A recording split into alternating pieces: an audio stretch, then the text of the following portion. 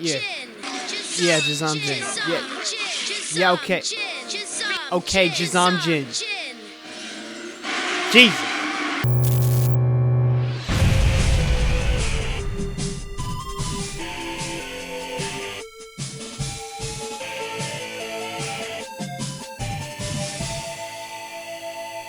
Who hasn't heard of Magic the Gathering? Magic the Gathering is legendary! Moon landing, the Emancipation Proclamation, ha! Magic is easily America's greatest accomplishment. Some reports say Kim Jong-un won't bomb them until he collects his set of Power 9. That shit's like $20,000! This game is popular, and I mean popular. Oh yeah, if we're gonna go by the scale of how much of a fucking loser you are in nerd games, then it's definitely not top tier. But it is in solidarity that we will burn the normies. I mean, take a look at the competition in terms of just card games. Magic was the first trading card game produced, and it continues to thrive with approximately 20 million players as of 2015.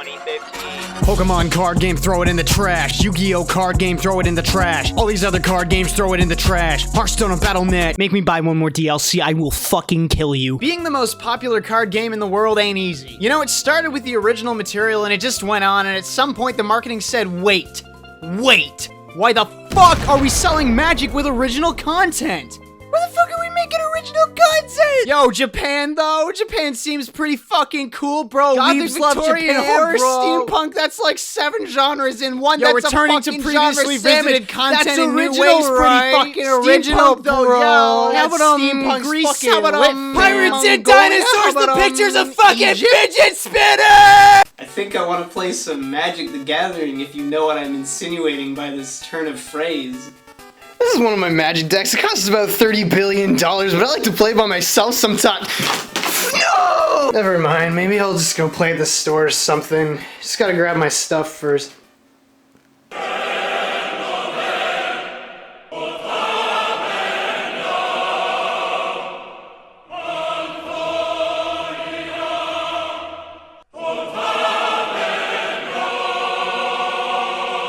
Well, here we are. The pinnacle of a Magic the Gathering video game entertainment experience. How did we get to this? Is this what old Dick G-Field had in mind when he created Magic? Actually, if you read his manifesto, it's not too far off, but I digress. What is this? Oh! Alright, we're calm. Actually, I like the look of it a bit, you know? It kind of reminds me of Lost Kingdoms in an arena with no open world. In the universe of Magic the Gathering, where some people can literally walk the multiverse at will. This is not okay. The story is definitely a story, maybe. Some white girl with plate mail panties is talking to her mentor who, like, what the fuck are those, though? And her mentor gives her a talisman and then tells her a story about female Shao Kahn, Spider Idiot, and the samurai whose sword got bent and now he's mad. They fight for a bit, and then the world ends because he was still pissed about his sword dysfunction problems, and that's the end of the flashback. And the white girl's mentor is gone for some reason, but she knows what she must do. But at what cost? You want to know what the quest mode is? Starting with red, the game's gonna shove a tutorial stage in your face for every card in the game. That's like 60 stages, are you kidding me? Yeah, that's not a story, it's a glorified challenge mode, like in fighting games where you have to do a specific combo. Except instead of potentially having long-lasting implications for you as a player, you just have to cast the spell once in the tutorial stage it's in and figure out how you're actually supposed to beat it. Some of these quests are brain dead easy. I mean, you only have so many options, right? You can shield attacks and whack people, and then use whatever spells you have. And since you'll learn what they all do one at a time, it's not hard to know your options. What's hard is this. Raging Goblin. Engulfing Flames. Raging Goblin. Engulfing Flames. Llanowar Raging Goblin. Yeah, that, and keeping your shit together long enough to figure out a strategy, and can I just let me please? I think every single area has a few obnoxious levels and one that makes you want to die. Can you see this? Can you even comprehend this? I want to die. So I'm not bitching out here, just switching to easy mode real quick so we can get through more of the game. A lot of the quests don't even need the card you're forced to cast and can actually damage your tempo. The game is literally all about tempo. It's about physically grabbing mana orbs to increase the power of the spells you can cast. It's about reacting to opponents with a counter when they attack first, gathering dropped crystals from dead creatures when they're on your side to accrue an advantage, and pressing the attack when you're ahead. It's actually fun. The game, though the quest mode is pretty annoying sometimes, is fundamentally okay. The story is, like a fighting game, hollow and meaningless, like the inside of an empty card pack. You have to fight the final boss at the end of each Color of Magic's quest, leading to clashes with famous Magic the Gathering figures like Multani, an important mentor figure to characters who do not appear in this game, Meraxis of Keld, a minor antagonist killed by a minor protagonist who also gets killed, Akroma, an exceptionally important plot character in the stories of these Magic sets, Arcanus the Impotent, who has no real lore to speak of, and some dumb edgelord. Seeing these characters from across multiple sets together, I just want to clench my fists and grind my teeth and go on a tirade about how Wizards of the Coast should have made a goddamn Weatherlight Saga game. You know, the oldest and most interesting storyline in Magic, given that they had the resources, but it's clear they just wanted to make a game that kinda represented Magic rather than fleshing out a subpar 3D action RPG, so what the fuck ever. Most of these characters are related to the Saga too, and you know how many Phyrexians are in this game? None! Not a single goddamn Phyrexian. Oh, sorry, I misspoke. We get Sabo Tavok. Sabo Tavok!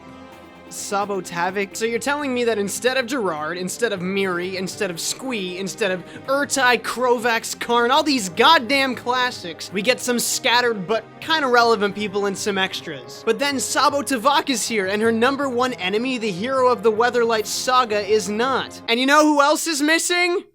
Urza! One of the first mentioned planeswalkers, the fucking backbone of the entire concept, probably the most referenced figure of Magic before the modern era. But who, pray tell, is here despite Urza's absence?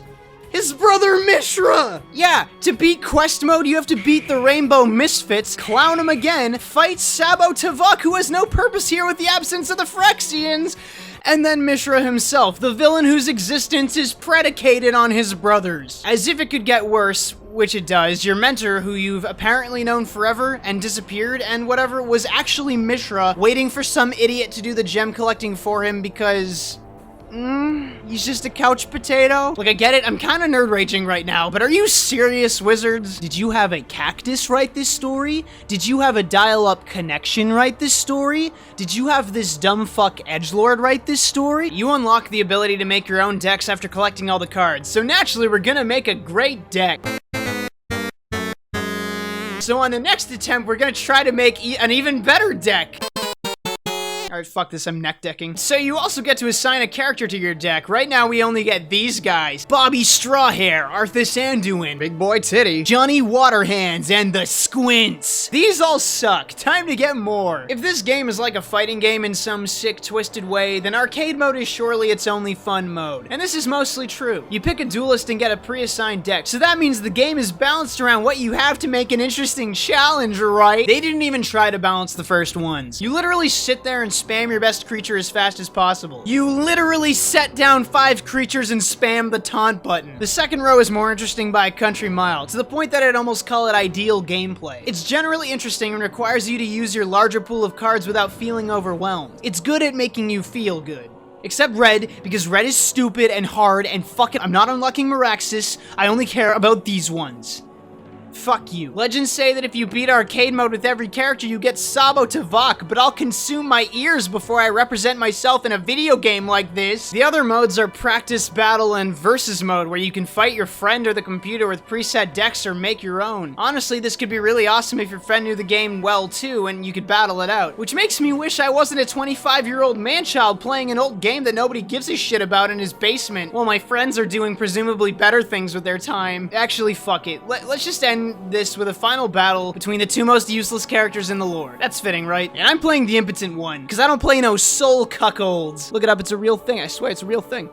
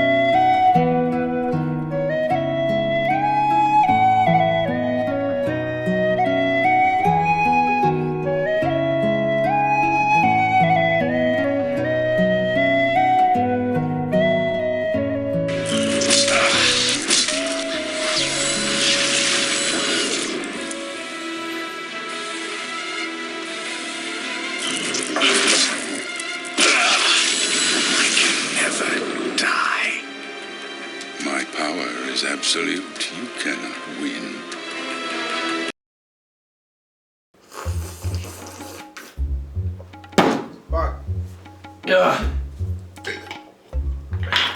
Well, game's all done. Everyone. Oh my god. Always remember to respect your expensive cards. Oh fuck.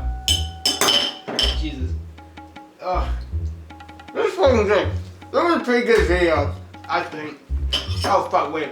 Dirty silverware. That's just barbaric. None of that now. All clean. Good. Okay.